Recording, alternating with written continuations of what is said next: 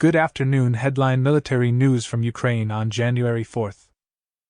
The former House of Representatives said it has no more money for military support for Ukraine. According to Kirby, the decision is up to Congress. The Main Intelligence Directorate reported that a Su-34 was burned at the airfield in Chelyabinsk.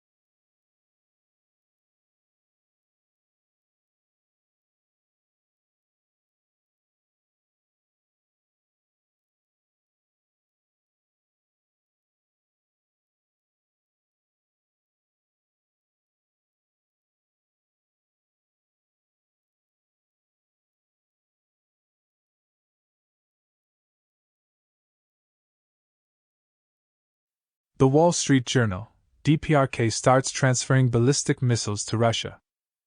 So far, we are talking about short-range missiles. Russia is also negotiating with Iran on ballistic weapons. The delivery may take place this spring. Russia has already launched North Korean ballistic missiles at Ukraine White House. These occurred on December 30th and January 2nd. And Ukraine has not yet received the Taurus from Germany. Russia is planning to equip X-32 cruise missiles with cluster munitions CNS. This missile has a range of up to 1,000 kilometers. It is essentially an improved version of the Soviet X-22, which is very inaccurate. The cluster munitions in these missiles can lead to a significant increase in casualties. The Ukrainian armed forces destroyed the occupiers' command post near Sevastopol in Crimea. Zaluzhnyi spoke out against recruiting prisoners and convicts to the army, ND sources said about the Rada committee meeting on the draft law on mobilization. He also said, "I need people. The Russians have already drafted 400,000 and are preparing several 100,000 more for June, up to 400,000. Either I turn to the world and ask for people there, or you go to war if you don't provide them. It's impossible to calculate when the enemy will launch a massive strike next time," said Anat. He noted that the enemy's main reference point is intelligence, weather conditions and the situation inside the country. At night, Russia attacked Kurakov in Donetsk region with 5 S-300 missiles. Clarification from the Ministry of Internal Affairs. At least 4 apartment buildings, a kindergarten, a school, a cafe, a health center, and administrative buildings were damaged. Preliminary reports indicate that no people were injured. Falling over NATO countries' GPS. Russia uses electronic warfare base in Kaliningrad. It is noted that since December 15th, aircraft have suffered from navigation errors over the southern part of the Baltic Sea. The missiles for the man-portable air defense system will be enough to repel several more powerful Russian attacks. In the medium and long term, we need the help of Western countries to replenish the missile stockpile, said Lieutenant General Nayev. Explosions are heard in occupied Crimea. Ukraine has attacked Sevastopol and Yevpatoria with drones. KYMUA also reports that the Crimean bridge is blocked.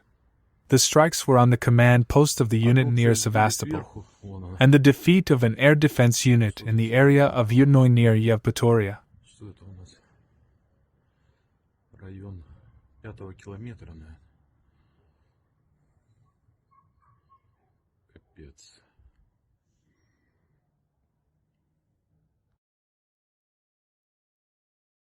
So far, the situation in Ukraine is not so deadlocked that it could lead to a frozen conflict or peace talks, as some in the West hope, the FT said.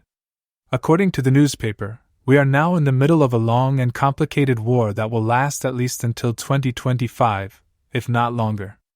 The choice that Western countries will make in the coming months will be crucial.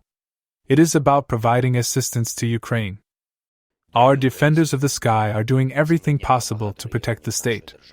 Zelensky said, noting that the supply of additional air defense systems and missiles for them is the number one priority.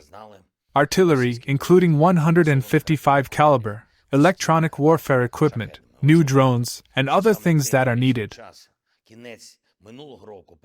In 2023, 3,800 air targets destroyed by Ukraine's air defense forces.